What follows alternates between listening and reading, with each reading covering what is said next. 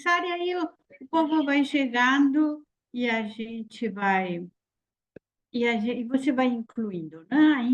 Ainda tem gente para chegar, mas sem problema, tranquilo. Bom dia, queridas, bom dia a todas.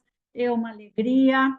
E hoje nós estamos com o nosso evento aberto, né? Aberto, gratuito, para que as pessoas sempre depois de um módulo, a gente faz um evento aberto, né? Que é uma maneira de se aproximar também, de entender a proposta da escola e de trabalhar com um tema que a gente vem trabalhando há um tempo, que são as narrativas fílmicas, né? Vocês já sabem, a gente trabalhou várias narrativas fílmicas, Encanto, Os Secretos da Floresta, Moana, enfim. Mas, bom dia, Cibele, tá certo. Mas então, a gente está trabalhando essas narrativas fílmicas com uma forma de trabalhar a estrutura simbólica, né? Há uma narrativa fílmica, há uma coisa que está colocada, que está explícita, mas por trás disso nós temos uma série de outros significados, né? O símbolo não tem um significado único ou definitivo. Então, ele pode ser entendido de muitas maneiras diferentes. Então, a gente vem trabalhando estas narrativas fílmicas, sobretudo da Disney, os desenhos animados, porque eu acho que os desenhos animados têm se tornado em uma fonte interessante de diversas interpretações e diversas simbolizações, né? Então, é de isso que nós vamos a tratar hoje, e vamos a tratar a história da princesa e o sapo, né? Depois, eu vou querer dar uma palavrinha sobre o desejo, sobre a questão do desejo e o arcano 15 do tarot. Ontem eu dei aula nas parteiras da maturidade, lá de Florianópolis, né? Bom, foi outro tema, foi a ética do feminino, enfim. Mas em algum momento nós falamos do diabo, porque foi um tema que eles estão trabalhando por diversas razões, né? E foi interessante, porque a gente tratou do diabo, o arcano 15 do tarot, como alguma coisa vinculada ao desejo, né? A gana, né? Ao impulso pela vida, né?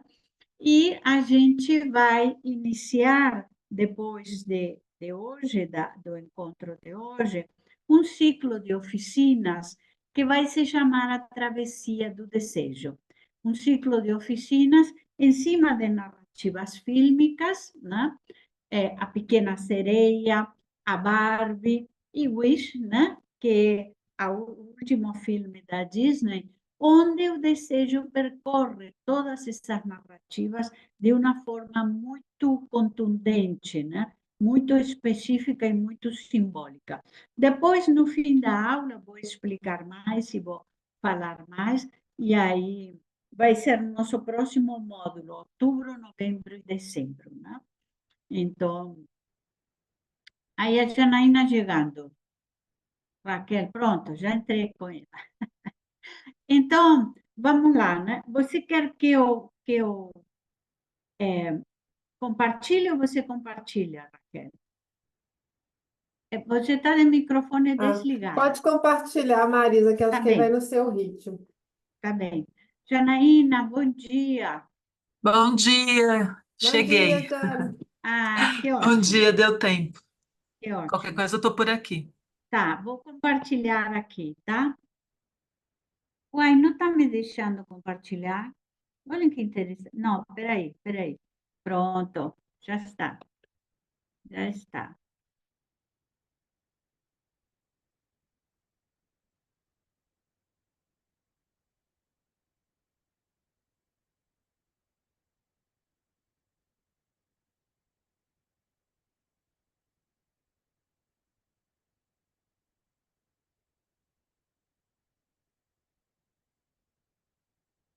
Então, a gente vai falar dessa narrativa, que é uma narrativa bastante moderna, Walt Disney, que é uma narrativa Tiana, é uma princesa negra, né? E que vai trazer toda essa temática, né? Os negros nos Estados Unidos, nos anos 20, o filme se passa em Nova Orleans, né? Então, vai trazer toda essa narrativa e de uma moça que não era uma princesa, né? Ela vai se tornar uma princesa depois, né? A partir do beijo do príncipe, né? E apesar desse final convencional, toda a trajetória da Tiana é uma trajetória de alguém que procura seu propósito, né? Tiana tinha um propósito, não esperava ser salva por ninguém, tinha uma noção bastante clara do que era o esforço pessoal ou o trabalho pessoal, né? Não vivia em um castelo e era filha de uma costureira e de um cozinheiro, né? Então, tinha uma noção muito clara do que é o esforço pessoal, né? O trabalho do cotidiano, do dia a dia, de aquilo que nos leva à procura do que nós desejamos, né? Nesse sentido, se afasta bastante da história original, né? Porque na história original há uma princesa, de fato, que vai fazer um pacto com um sapo, né? A princesa tá brincando, a bola perde a bola que estava brincando e o sapo diz: eu posso achar a sua bola, mas você tem que me dar um beijo, né? Quando o sapo entrega a bola para a princesa vai embora. Mas isso não é tão simples assim, né? O sapo vai persegui-la, né? E, de alguma maneira, entra no castelo, enfim, fica atrás dela e diz: olha, você tem que cumprir com o que estava combinado, né? Bom, e aí, depois de uma série de negociações, o que estava combinado é beijar o sapo e a princesa vai beijá-lo e se transforma no príncipe. Digamos que essa é a versão original, né? E nós, no filme, nós vamos afastar bastante da versão original, né? Então, alguém vai ter que ler, porque eu não consigo ver tudo. Lê para nós, Raquel, por favor. Os contos sofreram, ao longo do tempo, muitas transformações, e desde a época da transmissão oral até hoje nos filmes, eles se transformaram em estruturas vivas e dinâmicas, acompanhando as quietações de cada época. Uhum. Então, é isso. Essas histórias vão se transformando, o símbolo se transforma, logicamente, e eles trazem o que eram as inquietações do momento, né? O que eram as inquietações da época. Né? Então, é um filme que vai se afastar muito dessa versão de origem e vai nos trazer o que o momento nos traz, né? Que é o feminino, enfim. A narrativa, aqui eu consigo ler, quando fica deste lado, eu consigo ler. A narrativa cinematográfica expressa o imaginário coletivo, as contradições e expectativas do momento, assim como novos valores e anseios. Por isso, eu acho que quando nós trabalhamos estes filmes, sobretudo estes filmes modernos, né? Encanto, Barbie, nós temos um panorama de quais são as inquietações da modernidade, o que nós estamos trabalhando agora e o que faz sentido para nós, né? É óbvio que os contos são atemporais, né? Em várias leituras, a própria Bonfrance diz que os contos são atemporais, porque eles trazem valores, eles trazem uma ética, eles trazem uma normativa de conduta. Nesse sentido, eles são atemporais, sim, né? Mas eles são percorridos, digamos, tem um substrato que é o que nós estamos vivendo hoje, né? Aí tem que ler, Raquel. A estrutura simbólica das histórias mostra uma dimensão inconsciente com muitas possibilidades de representatividade. Trata-se de uma perspectiva analógica. Nas palavras de Jung, uma imagem evoca outra imagem. Então, o que nós temos são muitas possibilidades de representatividade e uma perspectiva analógica. O que era a perspectiva analógica? As imagens que convocavam outras imagens, os sentidos que convocavam outros sentidos, que traziam outros sentidos para a leitura, para a interpretação e para nosso inconsciente, evidentemente, né? Quer dizer, quando eu trabalho com o símbolo, eu vou recriando novas versões para meu inconsciente. Eu vou recriando novas histórias e novos sentidos, né? Então, o símbolo é sempre evocador, né? Além de que ele é organizador da minha estrutura psíquica, ele é evocador também, né? Vejam que lindo essa imagem. O barco, né? O barco nos Estados Unidos, aqueles barcos a vapor, né? Vocês sabem, eu bordei lá em Pirapora, no Benjamin Guimarães, né? Eu fiz uma oficina de bordado lá no Benjamin Guimarães, quando ele andava pelo rio, né? As lendas, contos e histórias nos remetem ao aprendizado na vida de todos nós, para ir construindo a jornada de adultos responsáveis, conscientes e livres. Então, o que os contos, as histórias, assim como os mitos nos trazem, é essa jornada heróica, é a jornada da estrutura inconsciente, da subjetividade, da construção da subjetividade de todos nós, né? E como é que nos tornamos adultos, né? E, claro, para isso passamos por muitas transformações, por muitas vicissitudes, né? E por muitas... E é preciso tomar decisões, né? Uma das coisas que a jornada do herói marca com muito ênfase é que nós vamos ter que tomar constantemente decisões e essas decisões vão ter desdobramentos, evidente, né? Então, lê para nós, Raquel, por favor. O filme está baseado, como várias outras histórias do cinema, no original dos irmãos Grimm, William e Jacob, 1812, mas vai trazer uma visão muito diferente e inovadora. Então, a história original é dos irmãos Grimm, né? Mas, como eu falei, nós vamos afastar muito da história original e vamos a trazer... na verdade, vocês sabem, os contos viveram toda essa reconfiguração, desde a tradição oral até quando até agora a tradição escrita, né?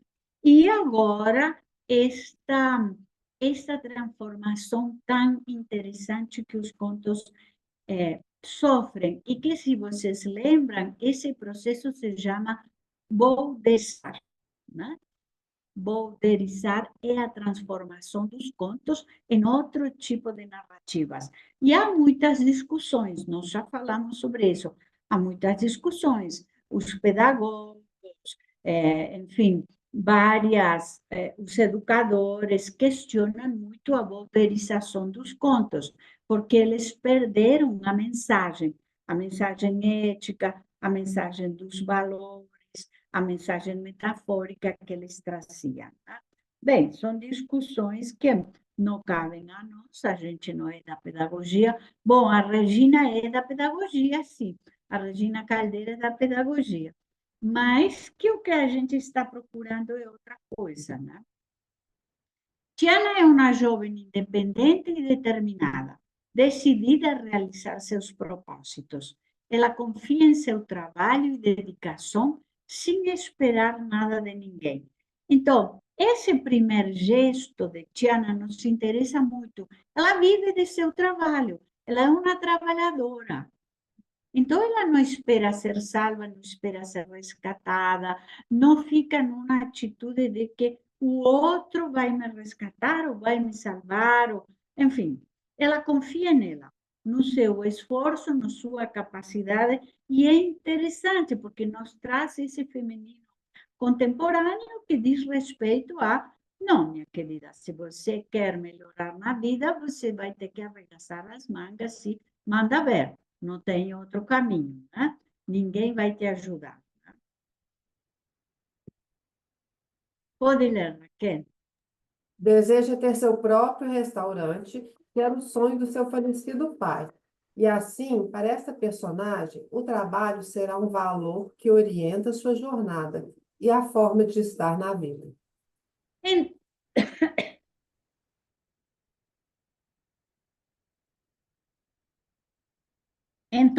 Então, veja, o falecido pai, né? Como dizia Freud, o pai morto determinando a existência dos vivos, né? O falecido pai tinha o desejo de montar um restaurante.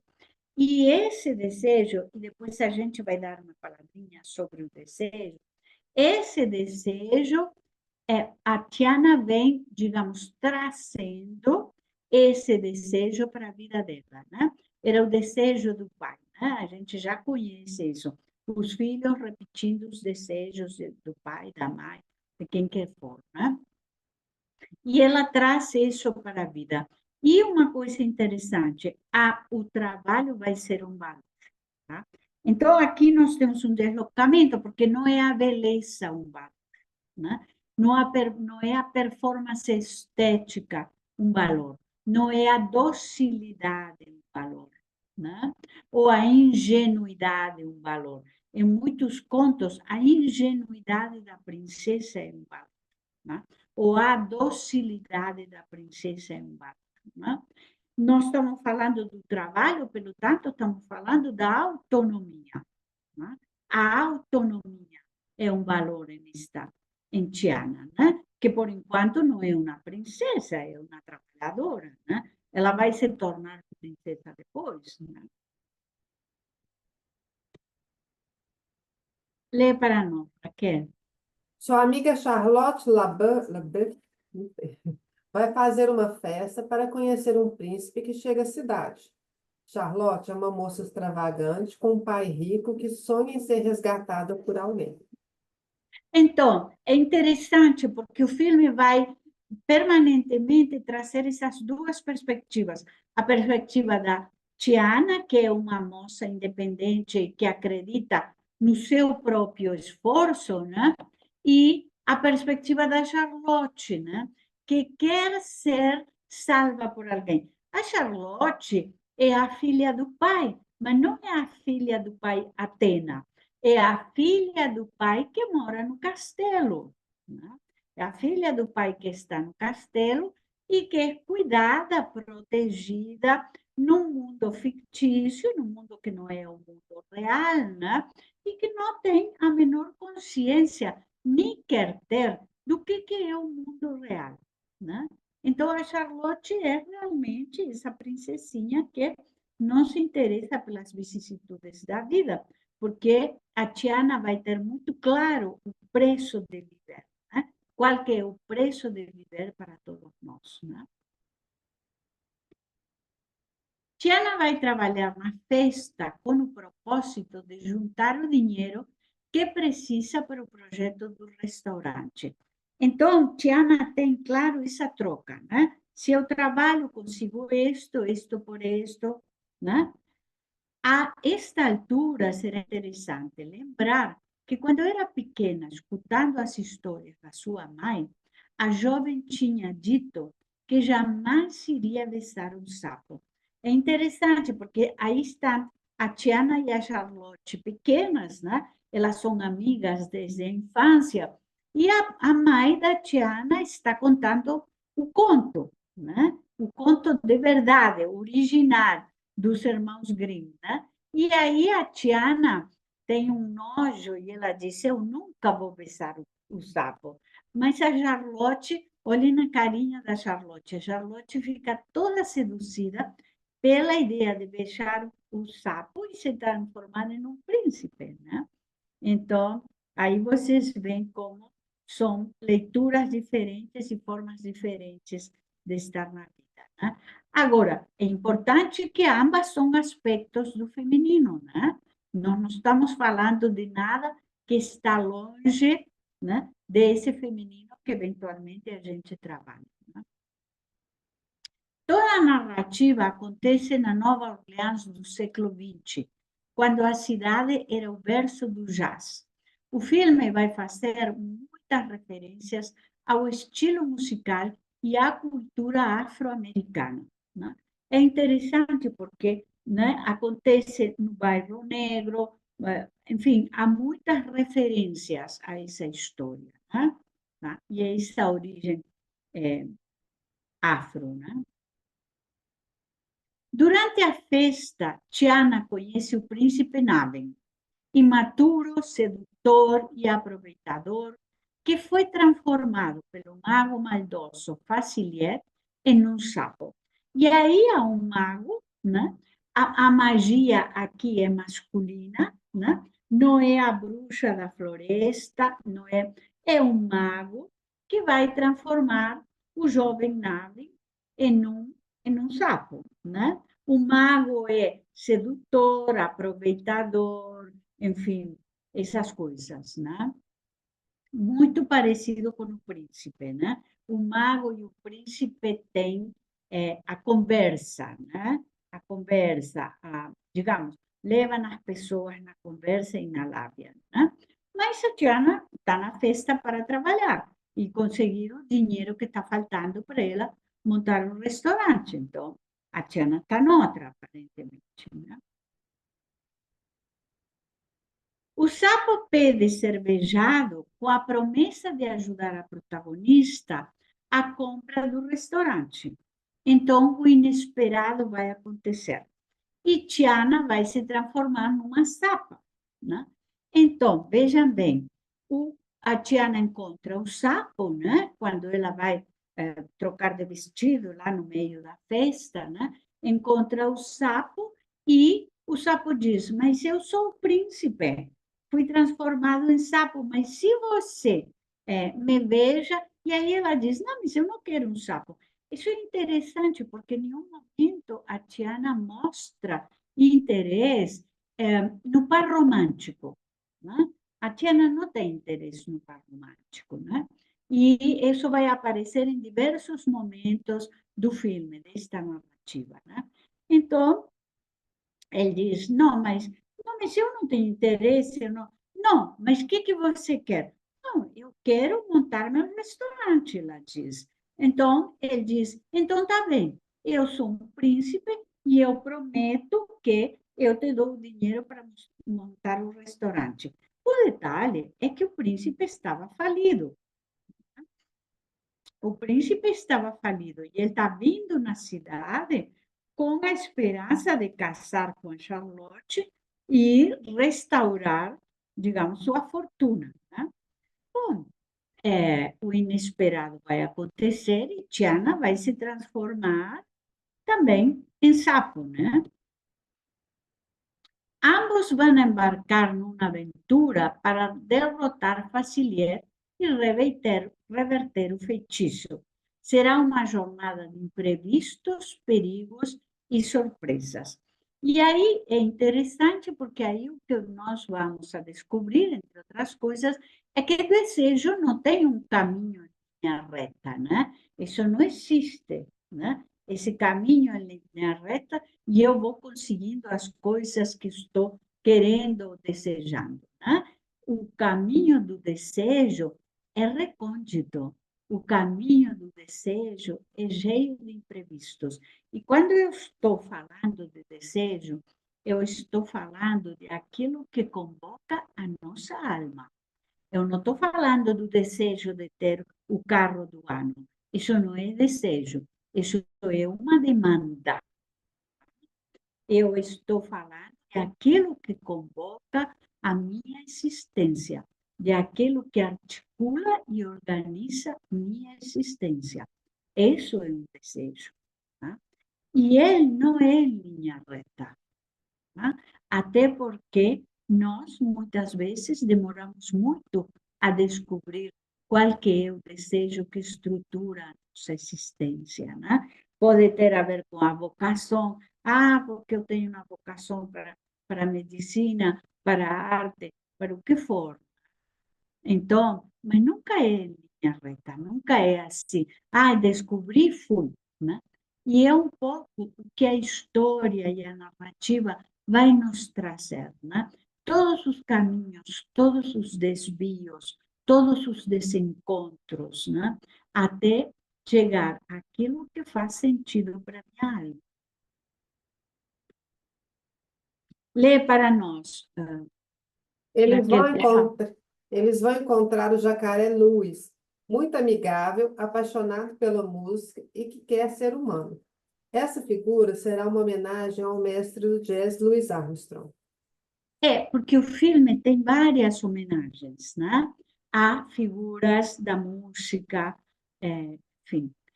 E o Jacaré Luiz, ele quer ser humano, né? Ele quer ser humano. Nós vamos encontrar outras narrativas onde os bichos querem ser humanos. Na nossa jornada de oficina, a próxima que vamos a dar, vamos a falar da Barbie. Barbie queria ser humana, né? Então, não queria ser mais bonita, né? Então, é uma homenagem ao Louis Armstrong, né? E o jacaré Louis é muito simpático e vai ajudar os sapos, né? O jacaré Louis vai dizer: eu sei quem pode reverter o feitiço, né? Quando eles estão lá no pântano desesperados, e agora? Agora a gente é sapo, como é que vai fazer? E Luiz diz: eu sei quem pode reverter o feitiço, né? Lê para nós, Raquel, por favor.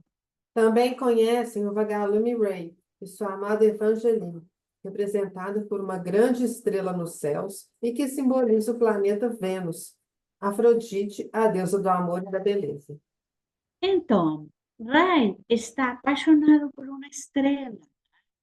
E olhem que simbólico isso. Está apaixonado pela estrela Vênus, pelo planeta Vênus, né? Que simboliza isso, o amor, a beleza. E Luiz vai ser uma figura muito simpática também, né? No fim, ele vai morrer, né? E ele vai estar nos céus, né? Junto com a Vênus, junto com sua amada Evangeline, né? Então, é uma historinha que tem detalhes bem interessantes, né? Sobre o afeto, sobre a permanência do afeto, né? Sobre a consistência do afeto. Sim, Raquel. Outra personagem simbólica será a Mama Odi, uma velha e gentil sacerdotisa que vive nas profundezas do pântano. Ela se sensibiliza com a história, mas não está disposta a fazer a parte que é responsabilidade dos sapos.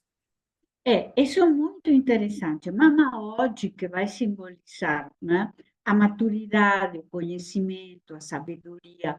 Ela vive no pântano, né? E outra vez estamos nessa metáfora do inconsciente. O pântano, o bosque escuro. Se vocês lembram quando nós trabalhamos Os Segredos da Floresta, nós falamos muito do bosque, o que simbolizava o bosque, né? Todo o filme acontece lá, né? E aqui o pântano, né?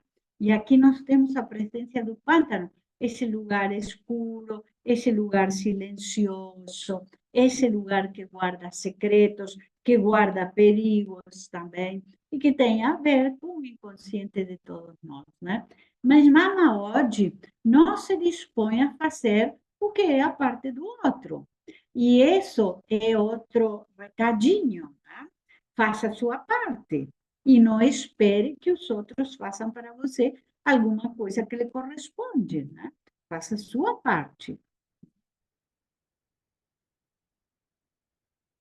Sim, Raquel. Essa sacerdotisa será uma homenagem à contadora de contos de Nova Orleans, Colin Shelley, que deu a voz à Mama Odd. Ela não chegou a ver o filme terminado. Sim, era uma senhora, uma contadora de contos, e ela morre antes de ver o filme estar acabado, né? Mas dá a voz, empresta a sua voz para a Mama Odd, né? E olhem que linda essa imagem ali da Mama Odd com a serpente, né?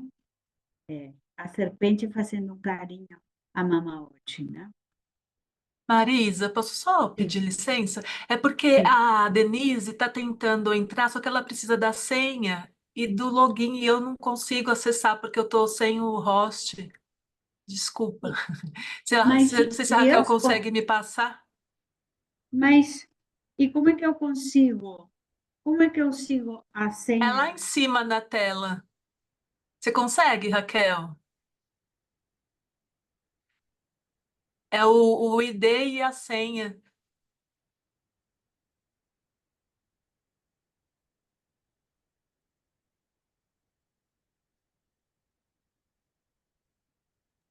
Peraí, Janara, Normal... que olha. Então, normalmente em cima na tela, no computador do lado esquerdo. O Zoom Onde aqui também, diz sim. mais, onde tem os 3 pontinhos que dizem mais, será? Ixi, agora eu não sei. Vamos ver aqui. Meeting. Ah, Peraí, que talvez, deixa eu ver se eu consigo aqui. É, eu não consigo porque eu tô. Você quer me colocar como co-host? Será que dá? mas Agora eu eu tô também é ruim que já tá gravando. compartilhando. É, Janaína, comigo oi. pediu o ID também, sabe? Mas aí o que Ah, que eu fiz? Eu saí do Zoom e entrei de novo. Aí já não pediu, já me encaminhou direto para a sala. eu vou falar para ela. Comigo Obrigada, Thaís. aconteceu isso, tá bom? Tá, obrigada. Desculpa, gente. Não. Tranquilo. É a Denise Nagen? Sim, sim. Vamos ver se ela está indo e consegue tornar a entrar. Então, vamos continuar, né? Tiana será a primeira princesa negra. Ela não mora em um castelo, nem sonha com um príncipe. É filha de um cozinheiro e de uma costureira. E não perde de vista o que quer.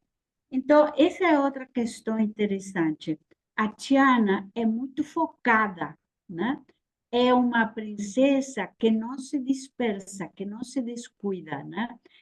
Aliás, não é uma princesa, é uma trabalhadora. Mas vejam que interessante. Eu acho que teve um descuido quando ela entra na conversa do Nabin, né? Porque é uma conversa que o Nabin faz, né? Que fala assim, não, se você me beijar, eu consigo, eu te ajudo com o dinheiro para o restaurante, né? Eu acho que isso aparece como um certo, né, derrapar do caminho, né, sair do caminho, né, é um vacilo, né, e aí vai ter muitas consequências difíceis, né, para a própria Tiana. Pode ler, Raquel?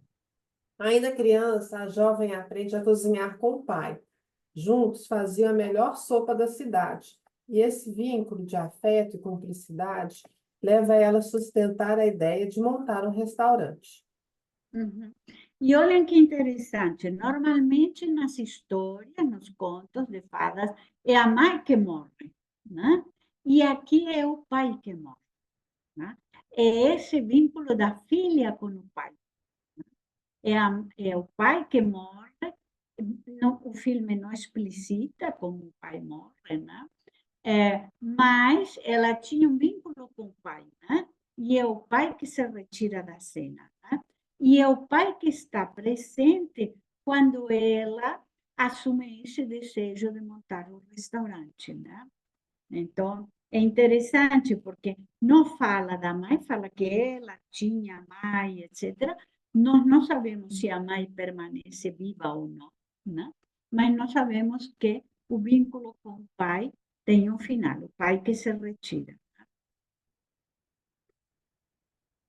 Charlotte, sua amiga, é rica e seu sonho é conquistar o príncipe Nabin, que está recém-chegado na cidade. Mas ele está falido e vê na moça rica uma possibilidade de resolver sua falência. Ela romântica e ela astuto, cada um com seus propósitos. Então, é interessante porque o filme vai ir mostrando os propósitos de cada um. Né? O Jacaré Luiz que quer ser humano, o Vagalume que quer se encontrar com sua amada, a Tiana que quer montar um restaurante, cada um tem um propósito e vão a ir se entrelaçando. Vão a ir se entrelaçando. Eu já entrei a Denise aqui, Janaína, ela já apareceu aqui para eu entrar. Né? Então, ela é romântica e ela é astuto, cada um com seu propósito e sua decisão. Né? Assim a festa, eu não consigo ler lá em cima, lê para nós. Assim, a festa simboliza o encontro e atravessamento de diversos desejos. Tiana e seu empreendimento, Charlotte encontrar o amor e o príncipe resolver a sua falência. As coisas não resultam como planejado, mostrando que a trama do desejo não acontece em linha reta. Uhum. Então, na festa há um entrelaçamento do que cada um quer, né? Do que é o desejo de cada um, né? Mas tem descaminhos, né? Na festa, esse não é o verdadeiro príncipe. O mago Falsier, né, transformou o ajudante de príncipe em príncipe, né? Porque o verdadeiro príncipe é o sapo que está no pântano, né? Com a Tiana. Tiana é realista e prática. Conhece o valor do dinheiro. Navi é imaturo, arrogante e preguiçoso, esperando que outros resolvam suas questões. Vivendo muitas aventuras, eles vão se transformar e reconsiderar seu olhar para as coisas.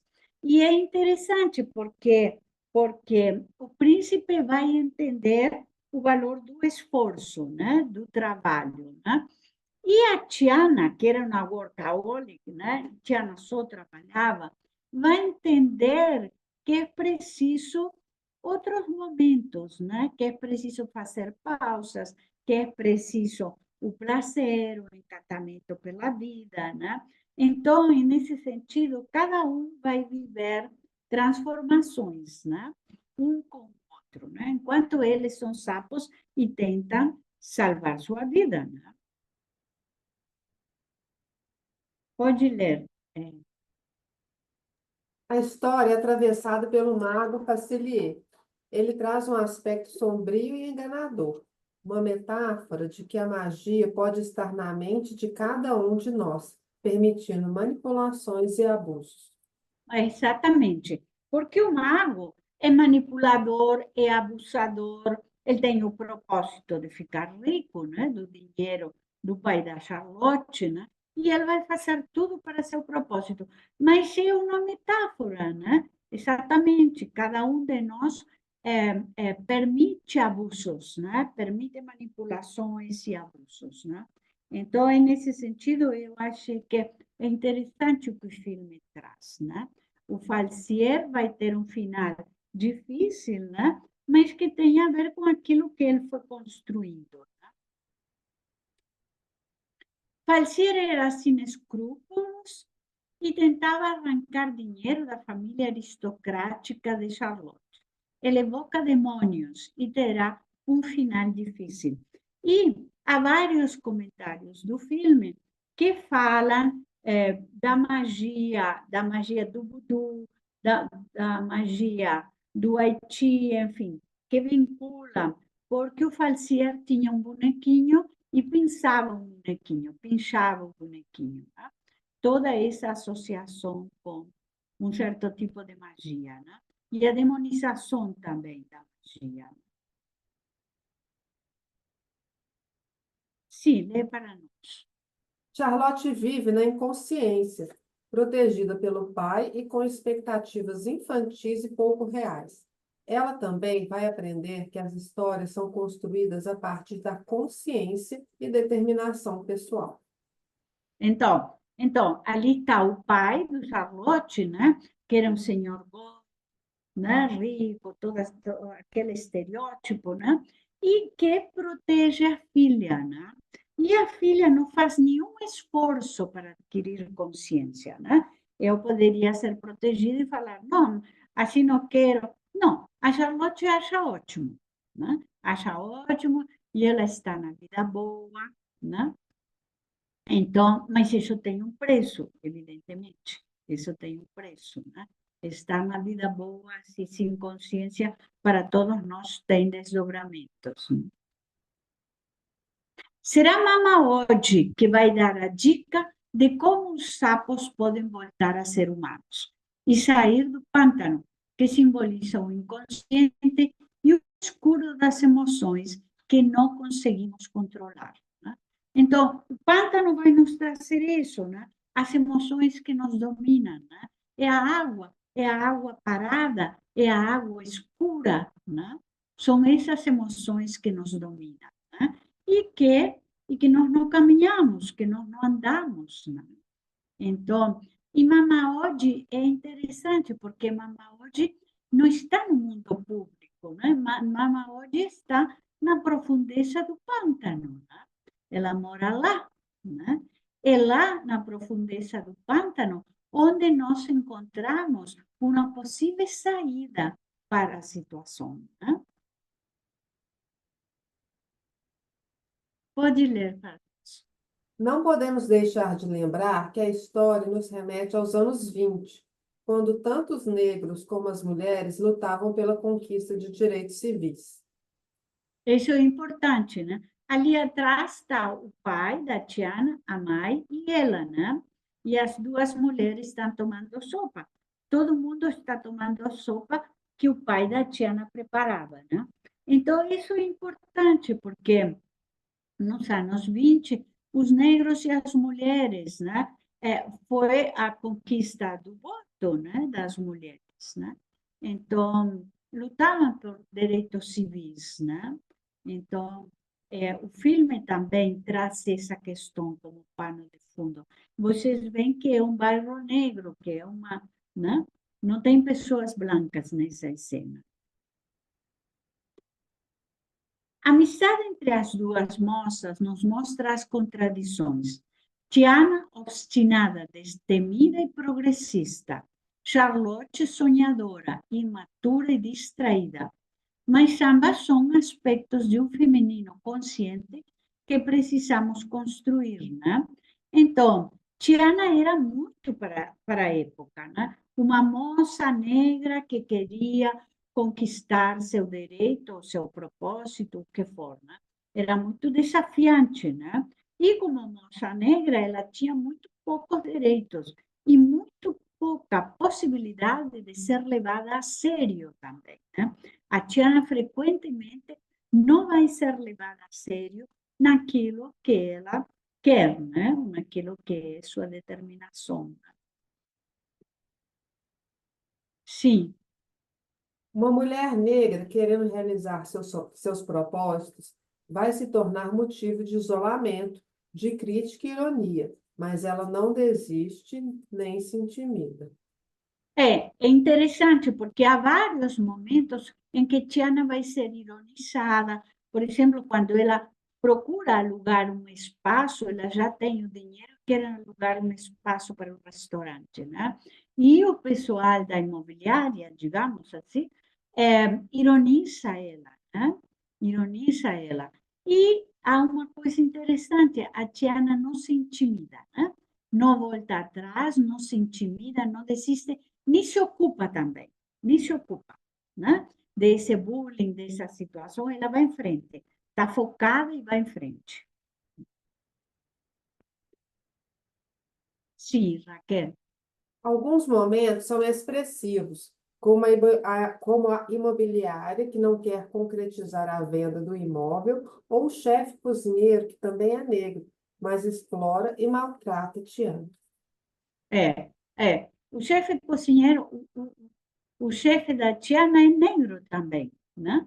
Mas maltrata a Tiana, né?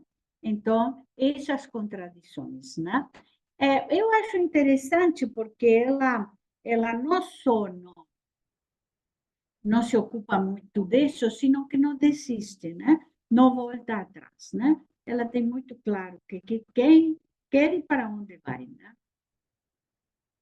Apesar do final convencional, Tiana casa com Naven, né? Porque quando eles se transformam em gente, digamos, quando eles se transformam, deixam de ser sapos, o Naven é um príncipe realmente e vai beijar a Tiana e ela vai se transformar em princesa. Ela não era uma princesa, né? Mas o contato com o príncipe a transforma em uma princesa, né? Então, apesar desse filme convencional, Tiana casa com Naven, né? A narrativa vai construindo a transformação e um novo olhar para os personagens, que vão se tornar mais flexíveis para entender a perspectiva do outro.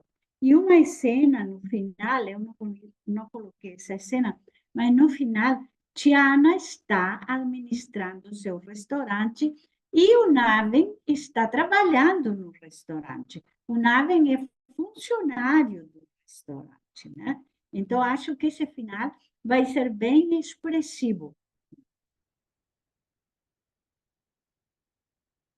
A história se configura. Eu não consigo ler lá em cima.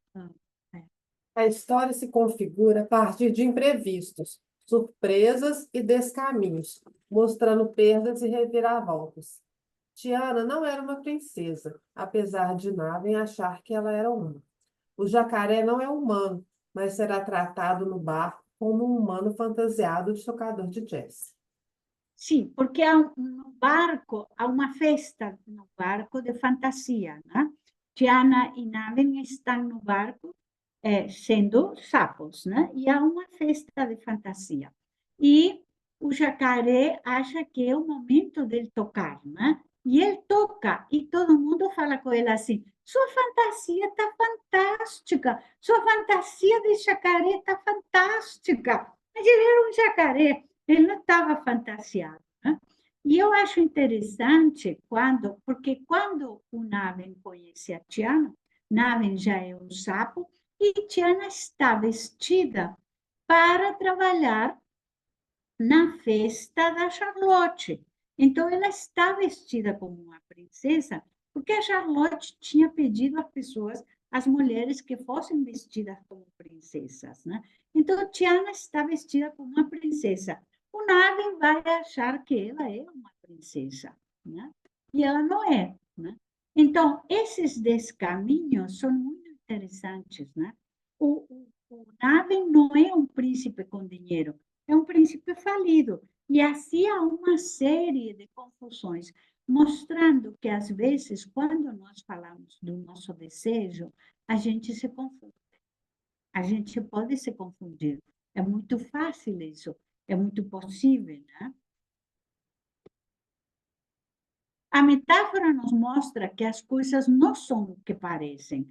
Os caminhos do inconsciente são recônditos, como a escuridade do pântano, e a consciência, a vontade e determinação serão importantes para realizar projetos, né? Então, ali eles estão no pântano. E há uma série de cenas, eu não vou contar um filme, depois vocês assistem, porque depois de assistir o filme, depois que a gente teve todas essas explicações, é interessante, né? Acontece uma série de cenas no pântano. O pântano tem seus perigos também, né? Porque o Luiz era um jacaré muito amigável, né? Que queria ser humano. Mas os outros jacarés do pântano não são amigáveis, né? E vão querer devorar Tiana e o príncipe, né? Bom, esta é o final. Vou parar o compartilhamento e aí nós conversamos um pouquinho. Então, gente, alguém quer dar uma palavrinha?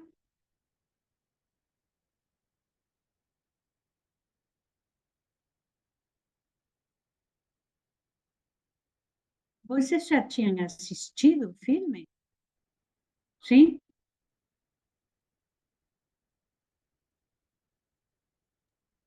Sim, Regina, pode falar. Seu microfone está Não, pronto. eu assisti o filme. Aliás, Sim. assisti duas vezes, que a minha netinha adorou o filme, Uhum. acabei assistindo duas vezes. Mas é uma história muito interessante e fiquei mais interessada ainda no próximo módulo do desejo, né? Hum. E pior é quando a gente se identifica com o príncipe, né? Não com a Tiana. Sim, sim. Uhum. Sim, Ah, perfeitamente possível se identificar com o príncipe, perfeitamente possível, né?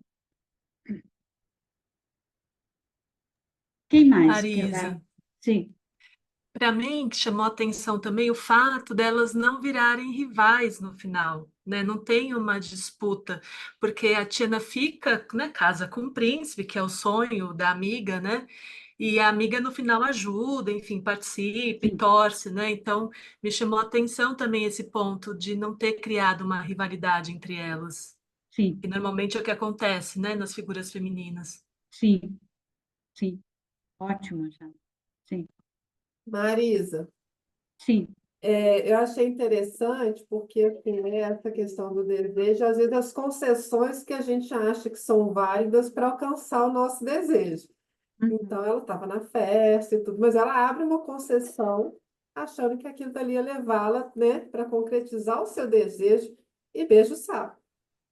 E uhum, aí aquelas, né, a reviravolta que dá, o caminho, né, não linear que vira um aprendizado. Mas no sim, caso dela deu certo, mas em alguns momentos a gente faz concessões, achando que isso vai facilitar a gente alcançar o nosso desejo, mas aí o trem sai fora do trilho mesmo. faz concessões que podem não dar certo, né? Com certeza, com certeza, sim. Quem mais, gente?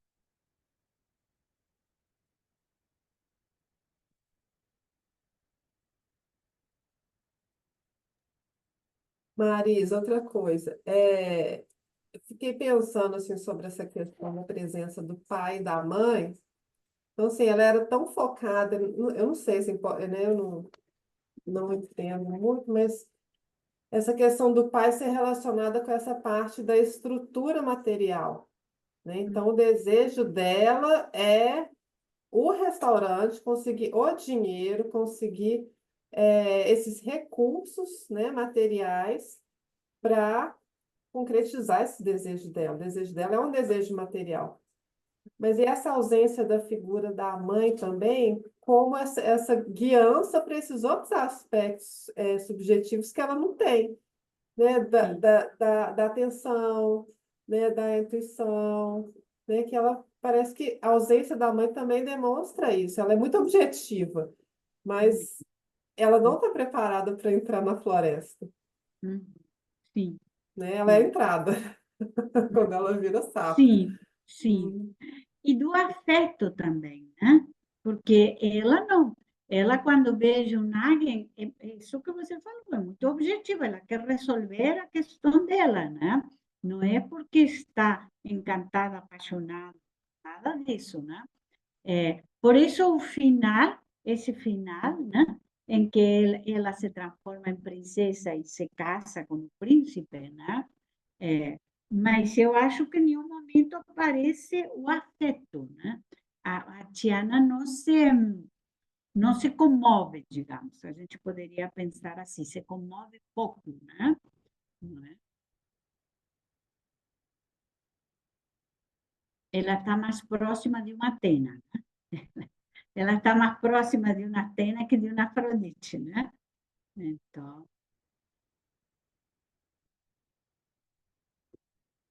Então, gente, mais alguém? Então, eu queria fazer um comentário, porque eu não tinha pensado nisso, mas ontem eu falei sobre o diabo em outro curso, enfim, sobre a figura do diabo no tarot, né? O diabo dá início à terceira linha do tarot, né? Então, na primeira linha nós temos os pais do herói, os pais espirituais e os pais terrenos, né? Eu não sei se vocês têm familiaridade com o tarot. Estou falando, mas eu não sei se todo mundo tem, né?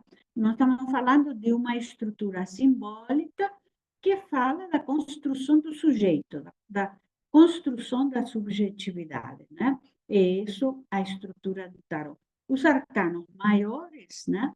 Que é a viagem do herói, a viagem do sujeito, e os arcanos maiores se dividem em 3 linhas. A primeira linha, que é a entrada do herói no mundo, né?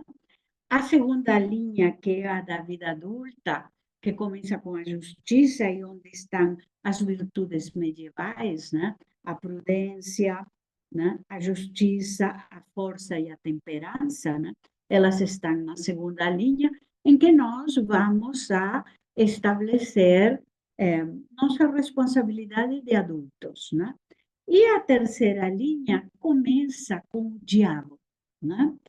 E eu trouxe uma imagem, mandei até para a Raquel aqui para colocar para vocês, né? Este diabo, a terceira linha começa com o arcano 15, que é o diabo, né? E então, o diabo tem a ver com muitas coisas, né? Nós podemos pensar na sexualidade, no dinheiro, na fofoca, com muitas coisas.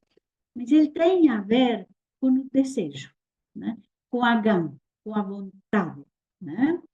Então, ele tem 2 figuras aqui, acorrentadas, né?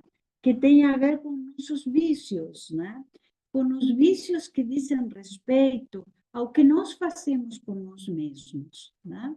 Com o vício que pode ser quando eu me atormento, quando eu me julgo, quando eu me maltrato, quando eu me exijo, ou quando eu desisto das coisas, quando eu estou procrastinando, né?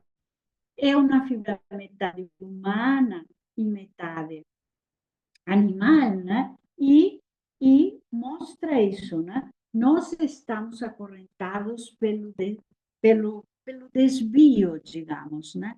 Pelo vício. Esse vício que diz respeito a eu não saber de mim, né? Esse seria um pouco o vício, né? Eu não saber de mim, eu não saber como é que as coisas me acontecem, né? Então, é interessante, é um homem e uma mulher, né? E eu trouxe, e então, o diabo nos fala disso, né? Ele é o impulso, ele é a vontade, ele é a gana, ele é o desejo, né? E, ao mesmo tempo, ele é o vício, a escuridão, o que me torna refém, né? Vocês veem, as figuras estão acorrentadas, né? O que me torna refém de mim, né? O que não me permite me descolar, me desapegar, né? Dos meus vícios. E os vícios não são o que o outro me faz, né? Os vícios são o que eu estou construindo para mim, o que eu construo para mim, né? E aí eu trouxe uma imagem, eu separei 3 imagens, e eu trouxe uma imagem interessante do tarô universal. Vejam que imagem interessante. Esta é Lilith.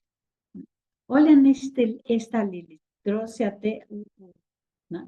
Arcano 15, né? Olha nesta Lilith. Olha o casal aqui embaixo, né? E se vocês lembram, Lilith nega até relações sexuais por debaixo do corpo de Adão, né? Ela vai ser castigada, vai ser expulsa do paraíso e vai se transformar num demônio, tá? Lilith, o demônio da escuridão. Aqui tem a lua preta, que é a lua de Lilith, né? Então, Lilith não era um demônio, era a parceira, a companheira de Adão. E ela vai se tornar um demônio a partir do momento que ela resiste uma certa ordem, né? Mas Lilith também é o arcano 15, né? Que nos fala disso, que nos fala do desejo, e do desejo não só da sexualidade, sino do desejo pela vida, né? Do desejo pela existência, né? Então, eu acho interessante porque o arcano 15 tem má fama, digamos, né? Má mídia, né? A mídia do arcano 15. Mas quando eu estudei há muitos anos, a minha professora, Rosane Pinheiro, a minha mestra, falava, mas o o arcano 15 é importante para que você realize coisas na vida. E eu trouxe uma outra imagem, vejam que interessante, que é o arcano 15 da Madre Paz, do Tarot Madre Paz. Lembram que nós trabalhamos o Tarot Madre Paz. E o arcano 15, eu não sei se é Raquel. Raquel, você está colocando lá as imagens para ela? O arcano 15, se vocês veem, mostra a estrutura patriarcal, né? Aqui tem um governante, né? E aqui atrás tem um relógio, né?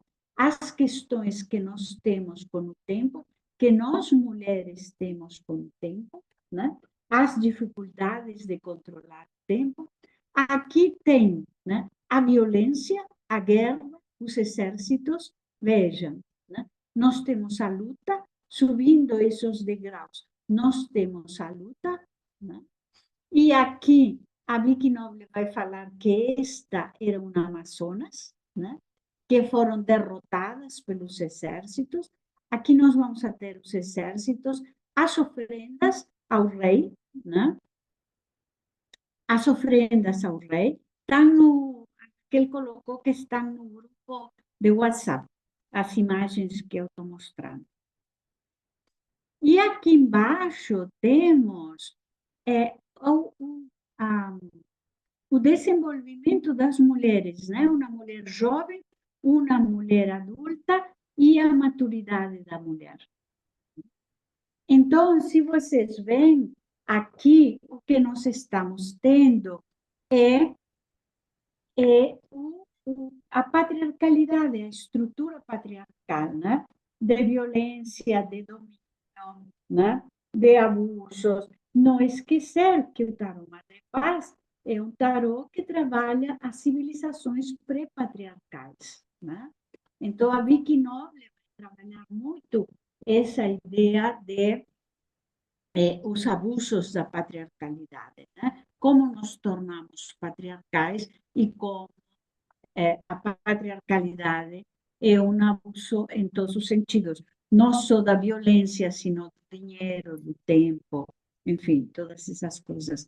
Então, foi interessante, porque ontem eu falei do diabo no sino, né, nas parteiras da maturidade, e hoje, quando eu estava repassando as coisas para a gente, lembrei disso, né, que o diabo tem muito a ver com o desejo e com a estrutura do desejo de cada um de nós, né? E é interessante porque depois do arcano 15, nós temos o arcano 16, que é a torre.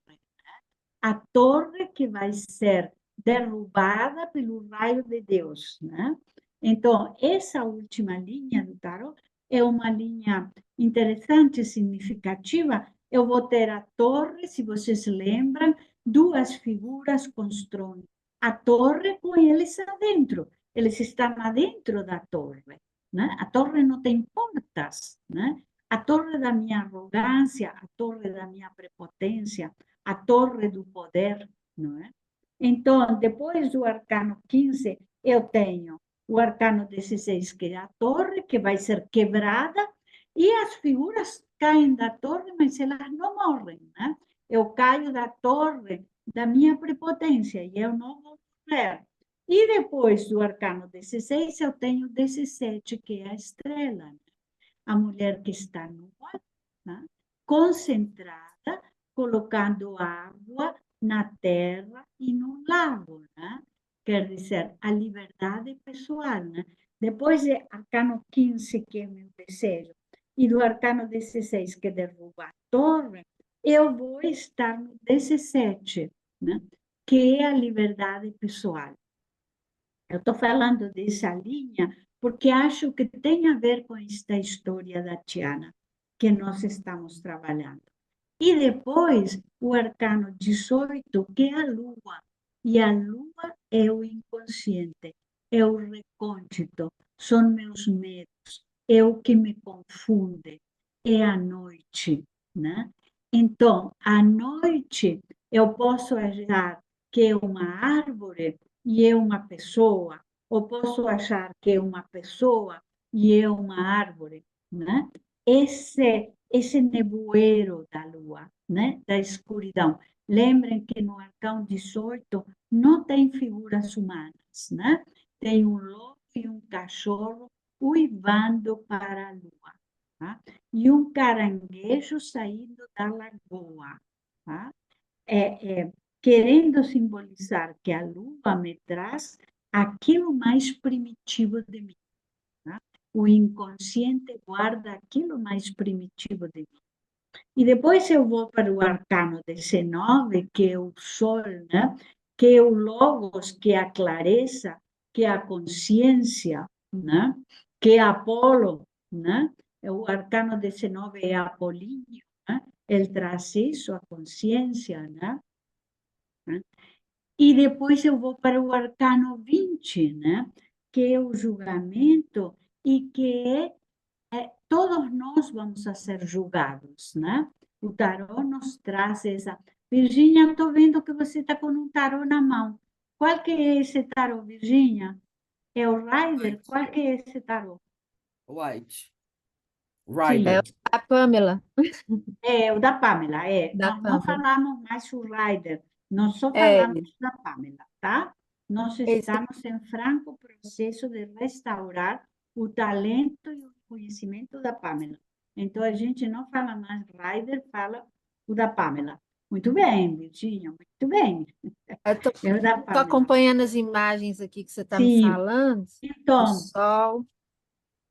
e então vamos para o arcano 20, né? E no arcano 20 nós vamos a ter o julgamento, né? Na nossa tradição judaico-cristã, em algum momento nós todos vamos a ser julgados, né? Vamos a morrer e vamos a ser julgados, né?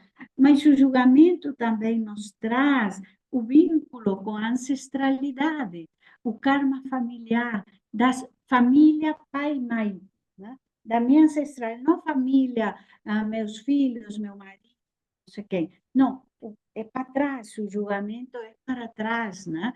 Tanto que quando ele sai numa tirada, nós falamos, né? Mas o que está acontecendo? E depois vamos para o arcano 21, o mundo, né? Que é a grande expansão, que é a grande possibilidade, né? Que é a grande perspectiva, a amplidão de perspectivas, a amplidão de entendimentos, né? E então eu queria mostrar essa linha final do tarot, começando pelo diabo, porque ele nos desafia, né? Ele sempre nos desafia, né? E o outro dia eu escutei a Maria del Mar Torna, que é a que nós seguimos lá da Espanha, falando que a imagem do diabo é enorme e as duas figuras humanas são pequenininhas, né? E falando que nós podemos ficar muito pequenos à mercê dos nossos vícios. Eu achei muito interessante essa interpretação que ela deu, que eu não tinha pensado. Realmente, podemos ficar muito pequenos à mercê dos nossos vícios, das nossas desordens, das nossas distrações, daquilo que nós não sabemos e não percebemos de nós, né? Então, acho que eu fiz uma digressão aqui através do tarot, mas acho que tem a ver com essa jornada da Tiana. Acho que a jornada da Tiana é essencialmente a jornada da última linha do tarot. Então, gente, alguém quer colocar alguma coisa?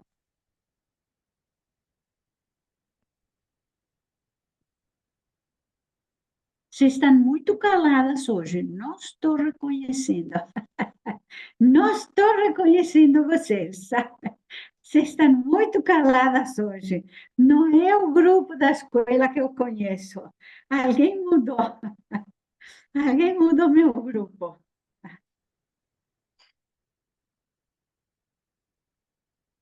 Bom, se ninguém tem nada mais, eu quero falar um pouquinho sobre o nosso próximo módulo.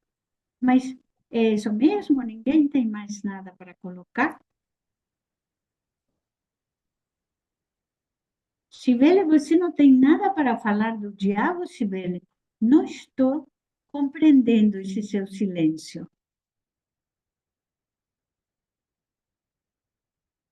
Vamos lá, gente. Eu sabia que você ia me provocar, Marisa. Afinal de contas, antes de ontem nós falamos disso, né? Agora, o que eu acho não é essa questão, não é bem essa questão, mas eu acho que sobre a última linha do Sim, tarô, porque é a maturidade, né? É o sim. nascimento, ou seja, é a criança, é o adulto, e aí a última linha traduz isso. E é interessante que a gente, na última linha, a maturidade nos traz, às vezes, o ganho de uma carta ou, às vezes, a perda de uma carta, né? Uhum, Eu acho que o ganho do autoconhecimento, a estrela, de assumir, né, de acreditar, tem muito aí, mas, ao mesmo tempo, a gente tem perdas muito grandes de desacreditar. O 15 uhum, mesmo, a garra que a gente tem nas duas primeiras linhas, nessa última linha, a garra vai para o fundo, vai para abissal. A vontade é de uhum, dormir e ficar uhum. penteando gato, né, Janaína? Então, eu acho que essa última linha é muito interessante. E o que eu acho mais interessante é que a Tiana, eu nunca vi a história dela. Minha filha Uhum, é a princesa preferida da minha filha e da minha neta. Quando nós tivemos na Disney, a neta podia escolher duas fantasias para comprar, para trazer. Ela trouxe a da Jasmine, né? uhum, E trouxe a da Tiana. Depois eu te mando a fotinho dela vestida com a roupa da Tiana, de princesa. E eu acho que essa linha, eu não vi o filme, mas eu entendo que ela é criança, mas ela é madura, ela é uma sim. trabalhadora consciente, ou seja, tem uma maturidade nessa personagem, né? Uhum, Por isso que eu acho muito interessante. Então, eu acho que essa última linha é muito legal da gente pegar, porque não sei se todo mundo, mas a maioria aqui está na última linha, né? De nós. Afinal, nós estamos nos uhum. 70, né, Marisa? Sim. Então, eu acho que a gente podia. O exercício para casa, eu adoro dar exercício. Exercício para casa, pegar a última linha, botar na frente e ver o que é que dessa aqui eu ganhei, o que é que eu perdi, sabe? Fazer uma recapitulagem da última linha do tarô, Uhum, né? Com enfoque assim do sutil, do leve, do Disney, né? Que eu acho muito uhum, legal a gente pegar o peso do feminino, que não tem nada mais pesado do que feminino, né? E botar na Disney e tal. Porque eu falo, a coisa para mim mais interessante, mais leve do mundo é ver um grupo de homens com o capô do carro olhando o motor. Eu acho isso assim de uma leveza, sabe? Eles têm a capacidade, naquela brutalidade, de ter uma leveza. Quando que nós, mulheres, iríamos abrir um capô de um carro e ficar olhando para motor? A gente tem mil coisas para fazer, dentro de casa, fora de casa, entendeu? Então, essa que é a leveza que eu acho que a maturidade às vezes permite a gente também, né? Assim, entregar um pouco a carga, né? Porque a gente carrega o mundo a vida inteira, né? Os filhos na barriga e o mundo nas costas. Então é isso. Me provocou, viu, né, Marisa? Bom dia para todas. Te provoquei, você falou, né? É isso, Sibeli, sim, sim. Eu acho que é um filme interessante e se vocês puderem assistir, né? Eu não sei onde que está, na Disney, por aí, né? Mas é um filminho que vale a pena. E depois que a gente comenta, o filme tem outro tom, né? Tem outro entendimento, né? Bom, e eu quero, para ir terminando, hoje nós vamos a terminar um pouquinho mais cedo, porque hoje é o lançamento do livro da Inês, da nossa querida Inês Gariglio, né? E vai ser agora às 11, e eu prometi a ela que ia lá para o lançamento. Mas eu queria falar um pouquinho do próximo módulo, né? O próximo módulo se chama A Travessia do Desejo. E eu vou usar três filmes, né, da Disney, né? A Pequena Sereia, né? A gente vai comparar um pouco o, o conto original, né? O conto original com o filme, né? Porque, na verdade, a sereia não queria encontrar um príncipe, né? Não queria um par romântico. A sereia queria ser imortal. E E a avó da sereia tinha falado no fundo do mar, né, que para ser imortal ela tinha que ser humana, né? Porque os humanos morriam e voltavam outra vez para a Terra, né? E as sereias não. As sereias viviam 300 anos e depois elas se dispersavam na espuma do mar. Então, esse é o primeiro filme que nós vamos a trabalhar, né? Sobre a Pequena Sereia. Vamos fazer esse comparativo um pouco do filme da live action, né? Não do filme, o primeiro filme não do filme da Ariel, a sereiazinha Ariel, sino desta última live action que trabalha Javier Bardem, né? O pai da sereia é o Javier Bardem, né? O espanhol. Então, vamos a trabalhar essa história e tudo que ela nos traz, né? Na verdade, eu acho que ela nos traz reflexões interessantes, né? O esforço que a sereia faz para ser humana, né? Porque ela vai ter que transformar a cauda de sereia em duas pernas, mas transformar a cauda em duas pernas é uma dor dilacerante constante, né?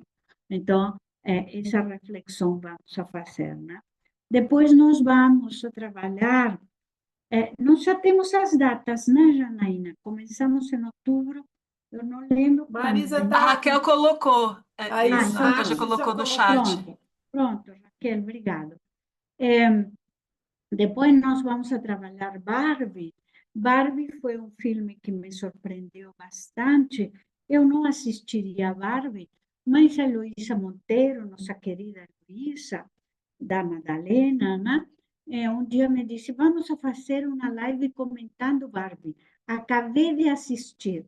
E eu, como sou muito bem mandada, lá fui eu para BH Shopping à 1 da tarde assistir Barbie, né? E nós fizemos uma live, está na minha página do Instagram, tá? E está na página da Heloísa também, eu acho. E eu trabalhei um pouco Barbie, e Barbie traz algumas coisas que me surpreenderam muito, né? A questão da patriarcalidade, né? A questão desse mundo monocromático, o mundo cor-de-rosa da Barbie, da não consciência, né? E como a Barbie vai adquirindo consciência a partir de uma ideia de morte, né? A partir do limite, né? E tem que ir para o mundo dos humanos, né? E lá no mundo dos humanos ela não vai encontrar exatamente aquilo que ela se propõe, né? E o final é muito simbólico, porque Barbie está procurando Barbie tem uma entrevista, e quando eu vi Barbie fazendo uma entrevista, pensei assim: é uma entrevista de emprego? Não, não é uma entrevista de emprego, é uma consulta com a ginecologista. Então, eu achei esse final muito, muito expressivo, né? Então, a gente vai trabalhar Barbie e depois vamos a trabalhar Wish, né? Que fala do desejo, né? É o último filme da Disney, foi um filme para comemorar os 100 anos da Disney, né? E fala de um território onde as pessoas entregam seus desejos a um rei, né? E o rei determina, o rei guarda os desejos, mas quando eu entrego o meu desejo ao rei, eu esqueço de quem eu sou. É muito simbólico, é muito interessante o filme, né? Porque eu esqueço de quem eu sou, né? O rei é um feiticeiro que guarda os desejos em umas bolas azuis, né? Mas eu vou esquecer de mim. Eu vou entregar o desejo e o rei diz: mas aqui está tudo guardado, aqui está tudo protegido. Está tudo guardado e tudo protegido, mas eu estou esquecendo de mim. Então, a gente vai finalizar este ano, né, com esse módulo que se chama Travessia do Desejo. Depois, a gente vai colocar para vocês a inscrição e o que vocês têm que trazer, porque a gente vai usar muita canetinha, muito lápis de cor, muita folha, muita coisa. Tá? Gente, isso. Tem mais alguma questão? Podemos ir terminando, então, porque eu vou lá para o